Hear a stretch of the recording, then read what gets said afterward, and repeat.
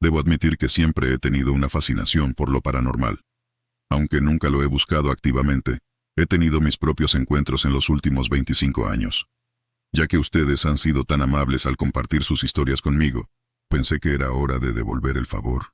Un poco de contexto para ustedes. Como indica el título, soy hija de militar y crecí en una familia militar. Mi padre estuvo en la Fuerza Aérea durante unos 12 años, así que nos mudábamos con frecuencia, aproximadamente cada 2 o 4 años. Mi madre se quedaba en casa para cuidarnos, a mis 2 hermanas menores y a mí, la hija mayor. Aparte de vivir brevemente en el extranjero, en Alemania y Turquía, principalmente vivimos en bases a lo largo de la costa este de los Estados Unidos, específicamente en Georgia, donde nací, Nueva York, Nueva Jersey y Carolina del Norte. Empecemos con Nueva Jersey. El primer lugar donde vivimos en el estado Jardín fue una pequeña casa en medio de un área boscosa y aislada en Jacksonville. Estaba en el jardín de infantes en ese momento, así que no recuerdo en qué calle vivíamos. Estábamos bastante lejos de nuestros vecinos, así que mis hermanas y yo no teníamos otros niños con los que jugar. No vivimos en esa casa por mucho tiempo antes de mudarnos, tal vez un año. Cuando nos mudamos, recuerdo que fue la primera casa que tenía un sótano. Los dueños anteriores habían dejado algunos muebles en el sótano, particularmente un gran colchón de resortes y una silla vieja con tapicería de cuero. Mis hermanas y yo solíamos molestar a nuestros padres sin cesar saltando sobre esa vieja cama y silla. Nunca entendí por qué no tiraron esas cosas si no querían que jugáramos con ellas. En fin, además de los muebles, encontré un colgante de cruz plateada en uno de los estantes del sótano. Cuando lo recogí, recuerdo que estaba caliente al tacto, tan caliente que me quemó la mano y lo solté. Entonces, busqué un paño para recogerlo y lo llevé al refrigerador. Siendo tan joven, no cuestioné por qué estaba caliente, solo pensé que necesitaba enfriarse. Más tarde ese día volví al refrigerador y no pude encontrar la cruz. Al preguntarles a mis padres me miraron raro y dijeron que no vieron ninguna cruz en el refrigerador. Nunca encontré la cruz, y ahora que soy mayor estoy segura de que simplemente se cayó debajo de un cajón del refrigerador o algo así. Nunca sabré por qué me quemó la mano. Sin embargo, esa cruz no fue la última experiencia extraña que tuve con el sótano. Como mencioné antes, los muebles que dejaron los dueños anteriores se convirtieron en un parque de juegos para mis hermanas y para mí. Como éramos jóvenes y no teníamos experiencia previa con sótanos, no teníamos motivo para tener miedo del sótano. Solo lo veíamos como otra habitación para jugar. La cama siempre era divertida para saltar por los ruidos que hacían los resortes. Y también teníamos competencias para ver quién podía hacer el salto más audaz. Un día, bajé al sótano sola para saltar en la cama mientras mi mamá cocinaba en la cocina, que estaba directamente sobre el sótano. Recuerdo que empecé a saltar y me estaba divirtiendo, pero el ambiente en la habitación era más pesado de lo habitual. No solía bajar al sótano sola porque alguna de mis hermanas siempre me seguía, pero supongo que ese día estaba especialmente atrevida. Mientras seguía saltando, noté que había un lugar en el otro lado de la cama que tenía una gran depresión en la superficie, como si alguien estuviera sentado. A pesar de mis saltos, la depresión no se movía. Permanecía en su lugar, como si algo estuviera pesando esa parte del colchón. Finalmente dejé de saltar y solo miré la amplia depresión en la cama. De repente, sentí que la pesadez en la habitación se intensificaba. La depresión en la cama desapareció. No sé qué me ocurrió en el siguiente segundo, pero grité, salté de la cama y corrí escaleras arriba. Mi mamá, al escucharme gritar por toda la escalera del sótano, corrió a la puerta pensando que me había lastimado. No le dije lo que vi, porque ni siquiera sabía cómo explicarlo. Solo sabía, de alguna manera, que cuando vi la depresión en la cama desaparecer, necesitaba salir de ese sótano. Después de esa experiencia, tenía miedo de ir sola al sótano. Esa no fue la última experiencia que tuve con el sótano. Poco antes de que nuestra familia planeara mudarse, sucedió algo más que no puedo explicar. Era la noche antes de Pascua. Lo recuerdo porque mamá nos recordaba que nos fuéramos a la cama temprano para que el conejo de Pascua pudiera visitarnos. Recuerdo haberme despertado en medio de la noche para tomar un vaso de agua. La cocina estaba directamente sobre el sótano, con 2 arcos. Uno que conducía a la cocina desde el pasillo donde estaban los dormitorios en la parte trasera de la casa, y el otro que conducía a la sala de estar. La entrada al sótano estaba justo después del arco que daba a la sala de estar. Acababa de entrar en la cocina desde el pasillo cuando escuché a mi mamá llamarme desde el sótano. Caminé hacia la entrada del sótano y la puerta estaba abierta de par en par y todo lo que podía ver era oscuridad total, bajando las escaleras del sótano. Escuché la voz de mi mamá llamándome nuevamente desde el fondo de las escaleras del sótano. Le respondí, pero no obtuve respuesta. Empecé a bajar las escaleras, 3 escalones, y luego me congelé. Ese sentimiento pesado volvió a apoderarse de mí, el mismo que tuve cuando saltaba en la cama. Escuché algo empezar a subir las escaleras a golpes. Me giré y corrí de vuelta arriba. Cerré la puerta de golpe, luego corrí por la sala de estar de regreso hacia mi dormitorio. Mientras corría, choqué con alguien. Las luces de la sala de estar se encendieron y mi mamá estaba frente a mí. Me había chocado con ella mientras regresaba a mi habitación y ella me miraba somnolienta.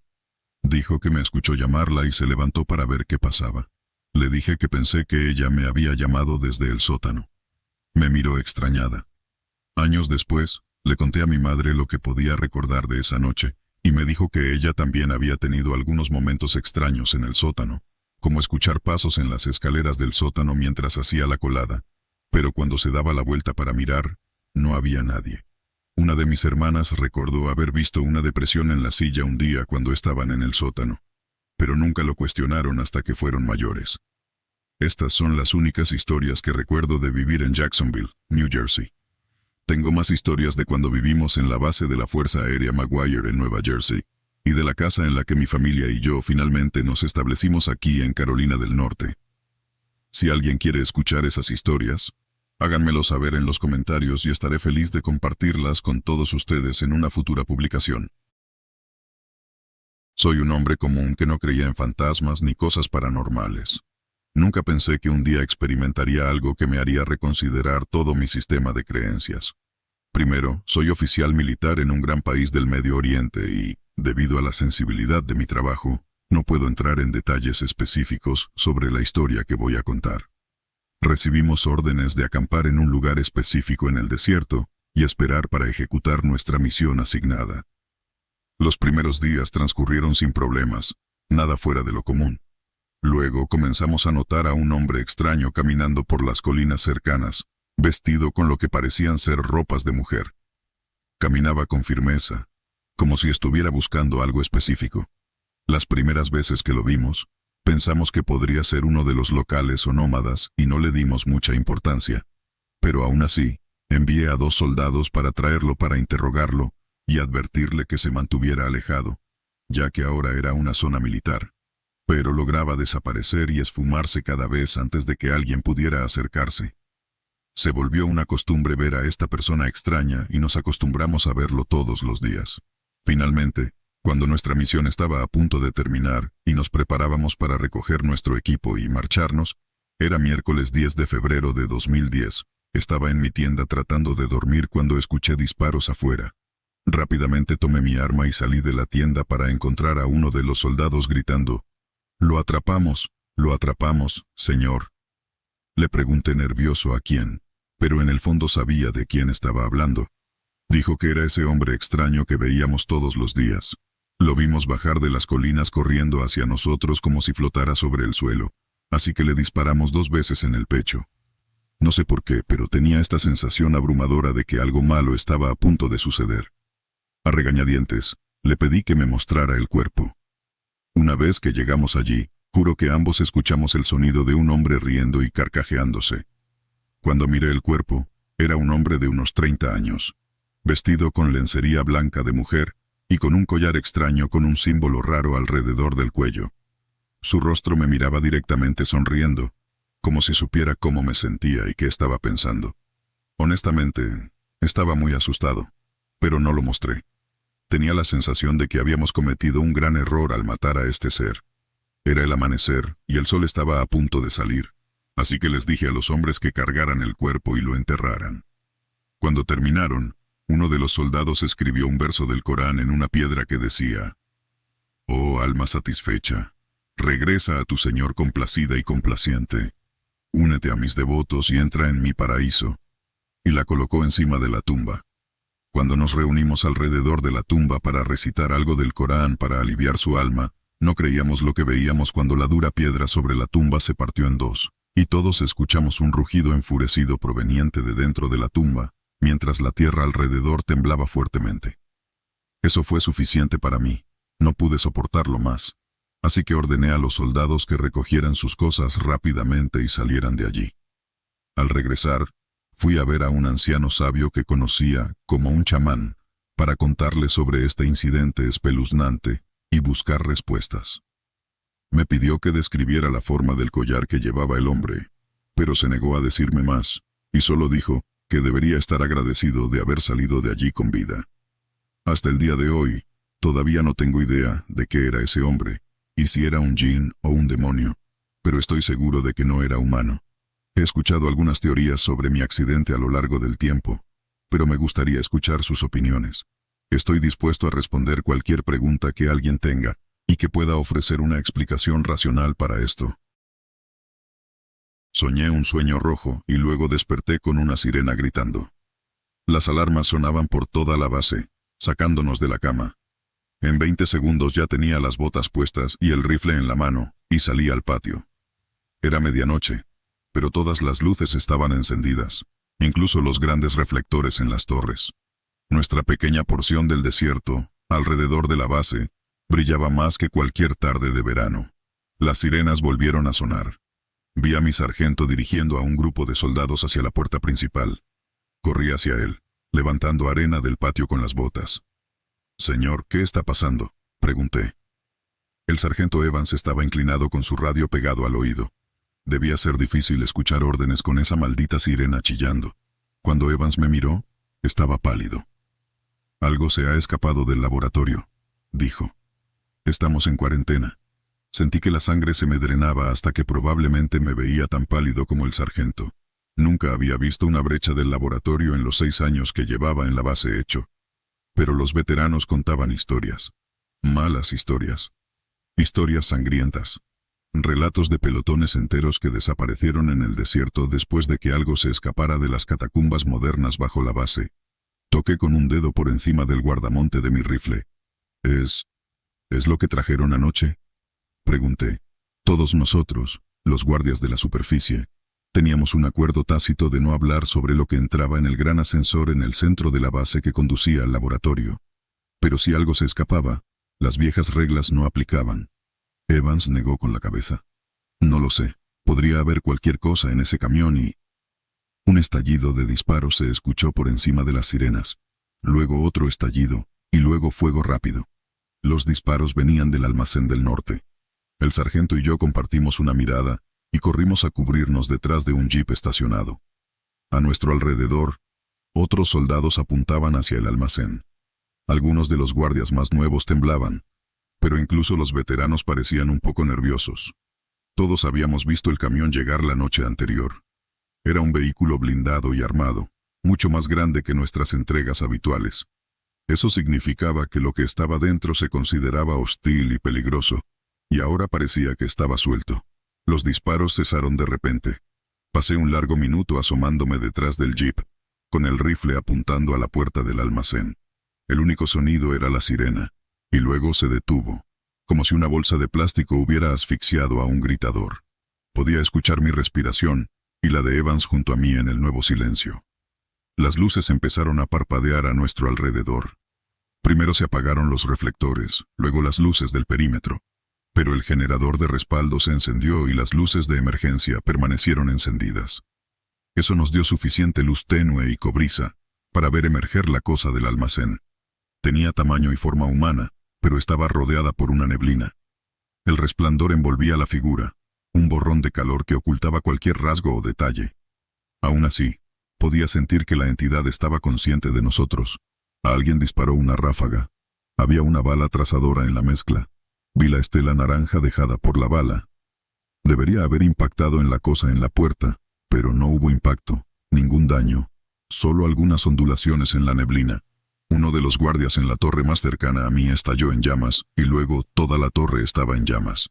Se oyeron más disparos, pero nada parecía afectar a la entidad. Más soldados se convirtieron en velas vivientes a mi alrededor. Esos fueron los afortunados. La criatura en el resplandor se movió, cruzando la base en el tiempo que me llevó parpadear. Un momento estaba frente al almacén, al siguiente estaba cerca de la puerta este. Dejaba un rastro de aire parpadeante detrás de ella. Todos los soldados atrapados en ese brillo se marchitaban. Los vi envejecer, cada segundo una década, hasta que solo eran huesos y harapos. Ni Evans ni yo habíamos disparado a la criatura aún. El sargento ajustó su puntería para seguir a la cosa mientras se teletransportaba alrededor de la base. Por alguna razón, no parecía poder salir. Estaba atrapada como una avispa en un frasco, pero nosotros estábamos atrapados con ella. Evans bajó su rifle y me hizo una señal para que hiciera lo mismo. «Espera nuestro momento», dijo aflojando una granada en su cinturón. La figura en el brillo seguía moviéndose por el patio, cada vez más rápido, como si estuviera frustrada. Luego se detuvo justo frente a nosotros, a unos 6 metros de distancia. Evans no dudó. Lanzó la granada y cayó justo detrás del monstruo. Escuché un golpe amortiguado. «Dios mío», susurré. La granada estaba explotando, lentamente. Vi el metal desintegrarse en una lluvia de fragmentos, una bola de fuego en crecimiento avanzando muy despacio. La detonación estaba suspendida en el aire, colgando y expandiéndose en una onda viscosa. Un momento después se apagó. Sentí la atención de la entidad, pero supe que no estaba dirigida hacia mí. Evans quedó congelado. «Oye, hay una caja en mi habitación», me dijo. «Por favor». El brillo nos rodeó y Evans empezó a envejecer como los demás. Me miró, pero no terminó lo que intentaba decirme antes de desvanecerse. La neblina se sentía como agua llena de agujas o un viento frío que me atravesaba. De cerca la figura dentro era claramente humana, pero solo una sombra. Me miró y solté mi rifle. Pude darme cuenta de que era antigua y perdida, y se estaba poniendo increíblemente furiosa. Pero no nos odiaba. Simplemente se negaba a quedarse aquí. Tropecé hacia la puerta este, tropezando y cayendo en la arena a medida que avanzaba. Había fuego a mi alrededor y decadencia, pero mantuve mis ojos enfocados en los controles de la puerta. 2 interruptores y un código de combinación después, la puerta comenzó a abrirse con un chirrido. La criatura estaba cerca. Sentí el viento de nuevo, la atmósfera aguda. No se iba. «Vete», dije, sin mirar atrás. «Por favor, vete». Eso funcionó. Sentí un viento violento salir por la puerta abierta. Era como si estuviéramos en un avión despresurizado. Me agarré a los controles de la puerta y aguanté. El torbellino solo duró unos segundos. La base quedó quieta y silenciosa después de que se fue. No había heridos. Cualquiera que estuviera herido estaba muerto. Miré por la puerta vacía hacia el cielo nocturno lleno de estrellas. El brillo se alejaba lentamente de la base, dejando un rastro de vidrio en la arena a medida que avanzaba. El informe oficial fue, ¿quién lo hubiera adivinado? Fuga de gas. Pero incluso el informe oficial no llegó muy lejos de una base secreta como la nuestra. Quizás algún senador en algún consejo de seguridad lo miró una vez. Hizo una nota para futuros presupuestos. Y eso fue todo. Hasta donde sé, la cosa que salió del laboratorio sigue caminando por el desierto de Nevada. Si ves una ondulación en el aire que parece un espejismo o una ola de calor, revisa de cerca por si hay figuras ocultas. Creo que el ejército todavía usa sus antiguas bases. No sé para qué. Pero están ocultando algo, y espero no descubrir nunca qué es. Por un tiempo fui policía en un pequeño y tranquilo pueblo. El pueblo en sí no era para nada espeluznante. Conocía a todos y todos me conocían a mí.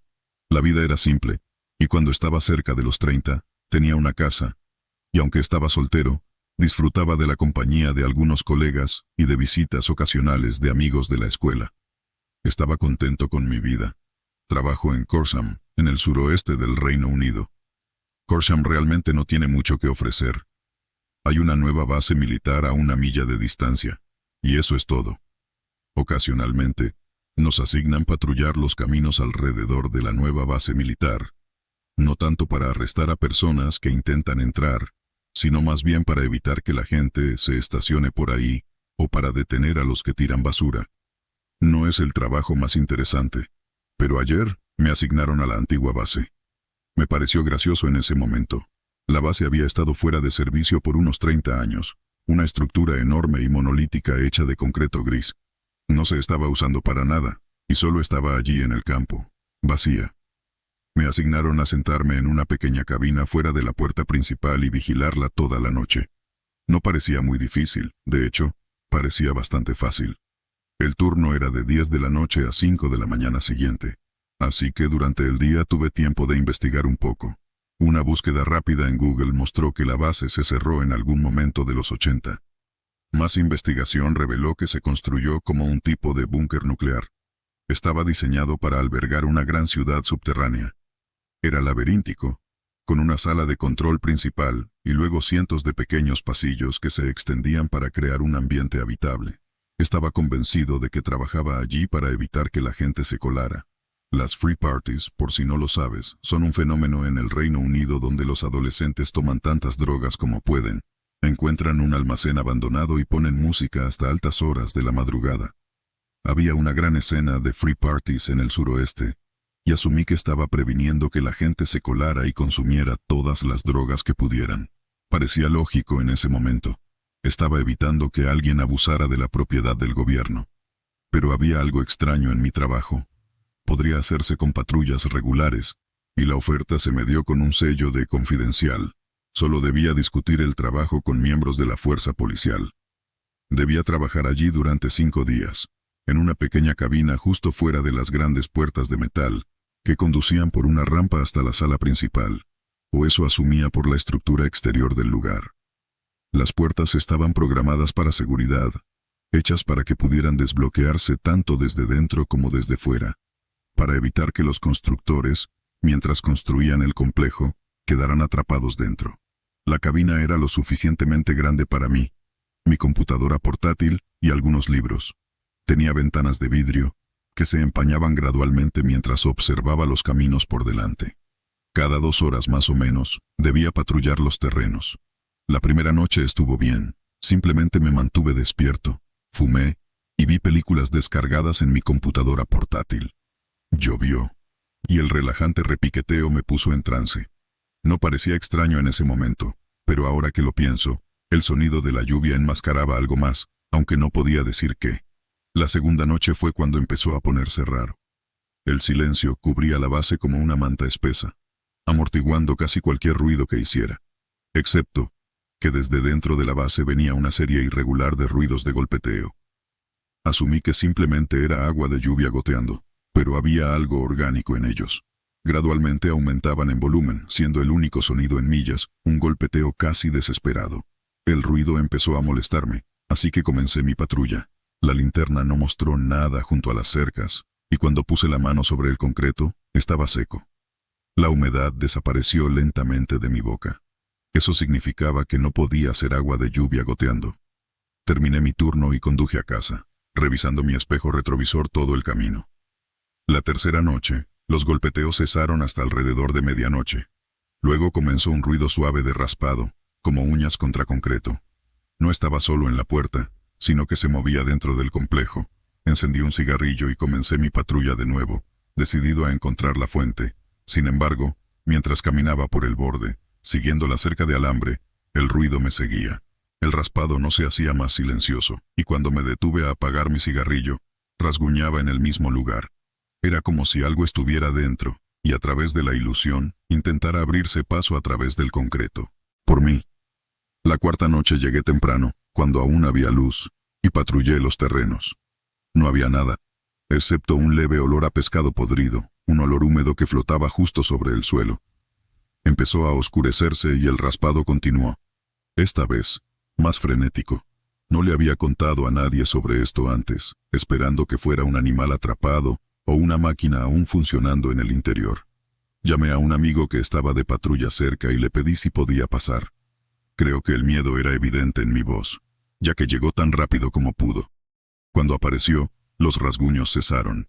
Patrulló conmigo y asumió que me estaba volviendo un poco loco, encerrado en una pequeña cabina durante 7 horas en la oscuridad. Riéndose, me dejó solo otra vez. Los rasguños regresaron tan pronto como se fue, pero más rápido, mucho más rápido. Esta vez había una determinación en ello, un deseo de ser escuchado.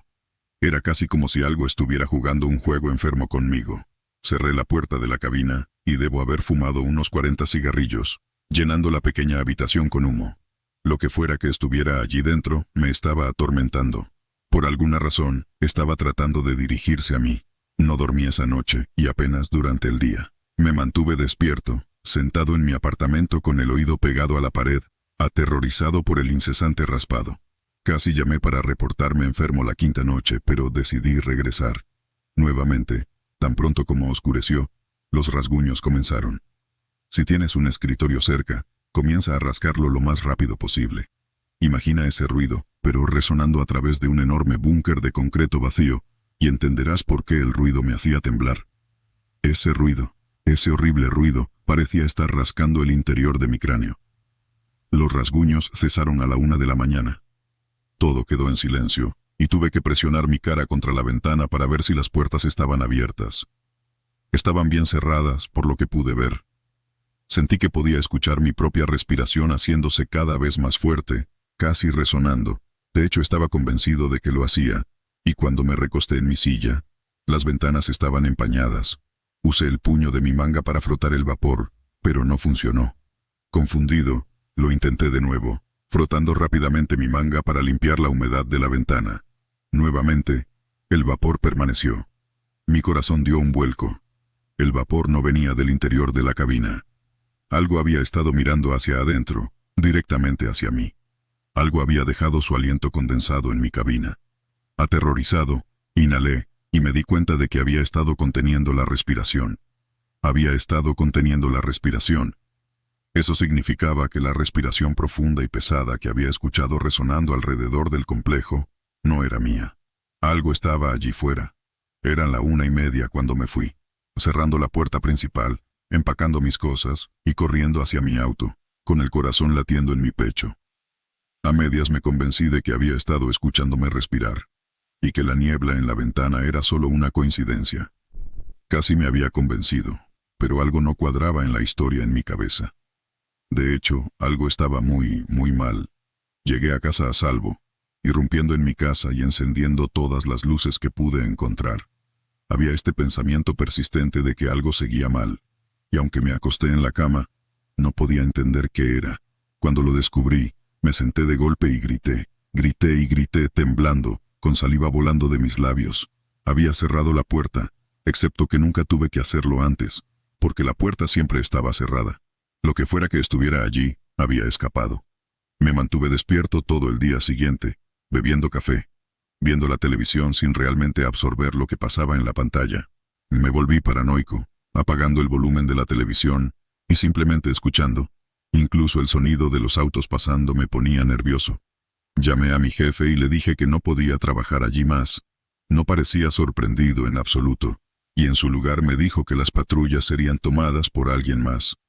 Un tono acosaba su voz. No era exactamente miedo, pero las rápidas respiraciones entre sus palabras sugerían que algo andaba mal. O estaba paranoico. Nunca he tenido mucha fe en mi propio juicio, una cualidad extraña para un policía, pero generalmente soy capaz de convencerme de que simplemente he malinterpretado. Cuando colgué y puse el teléfono a mi lado, el sol comenzó a ponerse. A medida que la oscuridad se arrastraba, cerré todas las persianas y me senté en el sofá, mirando el ruido blanco en la televisión. Era débil, casi inaudible para un oído no entrenado. Un pequeño raspado viniendo desde afuera de las paredes de mi casa. Me mordí el labio, cerré los ojos y escuché mientras se movía gradualmente. Lentamente, el raspado se deslizaba de pared a pared, como si intentara encontrar una forma de entrar. Aún no he dormido. Había un joven fumeta en nuestro escuadrón que terminó siendo nuestro explorador. Caminaba delante de nosotros, fumando en cadena estos grandes porros plateados azulados, exhalando densas nubes de humo gris delante de sí mismo. Y en las ondulaciones y remolinos del humo, veía dónde era seguro para nosotros estar. El enemigo estaba usando técnicas de desplazamiento espacial. No teníamos idea de cómo lo hacían.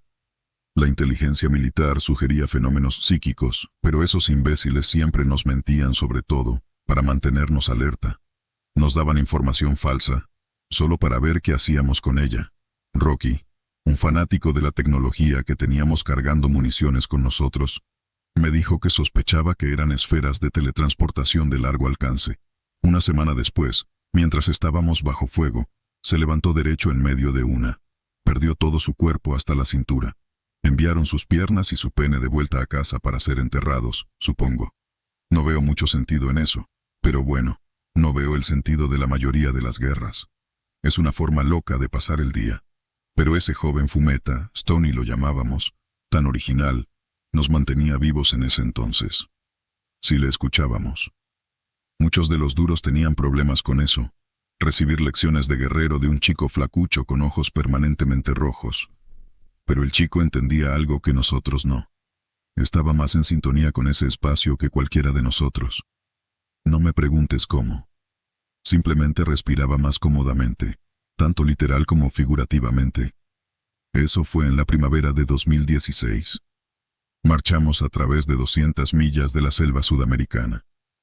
Quemamos antiguos templos hasta los cimientos. Descubrimos pequeñas tribus de personas que nunca habían encontrado al mundo exterior y las ejecutamos. Los altos mandos nos habían dicho, bueno, nos dijeron lo que necesitábamos escuchar. Nos dijeron que era necesario. Nos dijeron que era importante.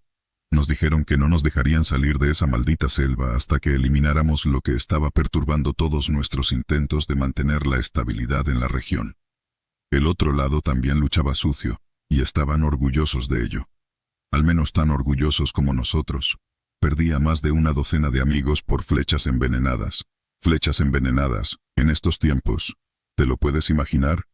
Y no es que no tuvieran armas, simplemente les gustaba usar las flechas. Era una técnica de intimidación. Nos alcanzaban con una, y en lugar de simplemente morir, la persona empezaba a espumar por la boca, gritando, llorando por su madre, hablando de ver formas dentro de formas, hablando de ver el otro lado y una figura oscura que venía a buscarlo. Siempre era lo mismo. Empecé a sospechar que tal vez había algo en todo eso. Tengo mis propios crímenes que justificar. No juzgo, no cuestiono. Ese no es mi papel. Esa no es mi posición. Mi posición es justo al frente, detrás de ese fumeta que fuma como una chimenea, tratando de no drogarme con su rastro de humo. Pero el anciano junto a las cuevas. Eso fue cuando todo finalmente se volvió demasiado, incluso para mí. Habíamos estado en la selva durante más de una semana. Estábamos bajos en raciones y aún más bajos en ánimos. Demonios, tuve que sofocar un motín menor rompiéndole la nariz a un hombre con la culata de mi rifle. No fue mi mejor momento, pero los demás se comportaron después de eso, así que estamos caminando por la selva. Y Smokey está al frente, fumando, moviéndose apenas más rápido que un perezoso. Pero dice que es necesario. Hay muchos de ellos por aquí, dice. Bolsillos dentro de bolsillos. Decía cosas así. A algunos de los chicos les molestaba. A mí no me importaba realmente. Solo deseaba que tuviera un poco más de sentido. Para entonces, el resto de los chicos ya se había acostumbrado al ritmo al que nos movíamos. El último que se había quejado había sido Big Albert McManus, quien finalmente se había enfadado y empujó a Smokey a un lado, solo para caer de pecho primero a través de una anomalía espacial que separó su cabeza de su cintura en pequeñas tiras segmentadas. Es prácticamente imposible de describir. Era imposible de ver. Su cuerpo simplemente se dobló, como un fractal, una ilusión óptica, la carne y el hueso retorciéndose en sí mismos, plegándose en una sección del espacio que no podíamos percibir, y luego desapareció. O parte de él desapareció. Partes de él. Partes necesarias. Estaba muerto antes de que lo que quedaba de él cayera al suelo. Después de eso, cualquier queja que alguien tuviera sobre la velocidad a la que viajábamos, se la guardaba para sí mismo. Lo cual era bueno. Lo último que Smokey necesitaba eran malas vibras desde atrás, como él diría. Ya tenía suficiente con lo que tenía delante. Habíamos estado moviéndonos a paso de caracol durante unas 6 horas, cuando llegamos a la entrada de la cueva. Solo una pequeña entrada, apenas lo suficientemente grande para que un hombre entrara, que llevaba a una pequeña colina, y luego hacia abajo y hacia abajo, en la oscuridad. Un tipo encendió una bengala y la arrojó adentro, solo para ver qué pasaba, y la bengala rodó y rodó por interminables tramos de lo que resultaron ser escaleras, talladas en la tierra.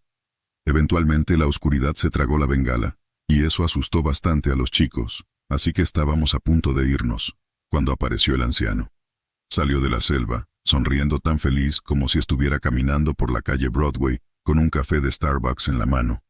Estaba vestido con una vieja túnica amarilla, con una cuerda deshilachada como cinturón. Su cabeza estaba rapada, y parecía tener entre 100 y 150 años. Ya estaba sonriendo, pero sonrió aún más cuando nos vio, revelando una boca completamente desprovista de dientes. Era una sonrisa salvaje y descuidada. No creo que esperara a que le disparáramos, o tal vez simplemente no le importaba.